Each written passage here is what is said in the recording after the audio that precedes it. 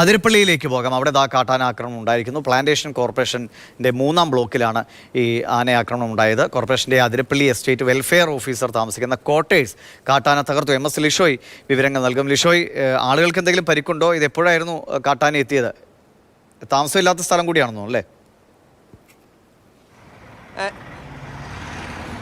അതായത് എസ്റ്റേറ്റിലെ തൊഴിലാളികളും അതുപോലെ തന്നെ ക്വാർട്ടേഴ്സുകളും എല്ലാം തന്നെ ഉള്ള സ്ഥലമാണ്. 3-ാം ബ്ലോക്കിൽ ആണ് ഈ സംഭവം ഉണ്ടായിരിക്കുന്നത്. എസ്റ്റേറ്റിൽ, അതായത് അതിരപ്പള്ളി പ്ലാന്റേഷൻ മേഖലയിൽ നിരന്തരമായി കാട്ടാന ആക്രമണം ഉണ്ടാകുന്നുണ്ട്.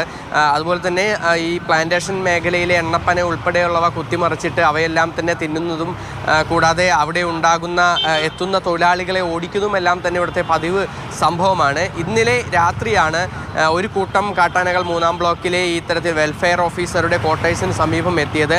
ആദ്യം വാതിൽ പൊളിച്ചു, പിന്നീട് ഈ കാട്ടാനക്കൂട്ടം ഈ ക്വാർട്ടേഴ്സിൻ്റെ പല ഭാഗങ്ങളും തകർക്കുകയാണ് ഉണ്ടായത്. ആ സമയത്ത് വെൽഫെയർ ഓഫീസർ അവിടെ ഉണ്ടായിരുന്നില്ല, അദ്ദേഹം ലീവിൽ പോയിരിക്കുകയായിരുന്നു. അതുകൊണ്ട് തന്നെയാണ് മറ്റ് പ്രശ്നങ്ങളൊന്നും തന്നെ അല്ലെങ്കിൽ ആളപായം ഇല്ലാതെ രക്ഷപ്പെടാനായുള്ള കാരണം. എന്തായാലും ഈ മേഖലയിൽ കാട്ടാനശല്യം രൂക്ഷമാണ്.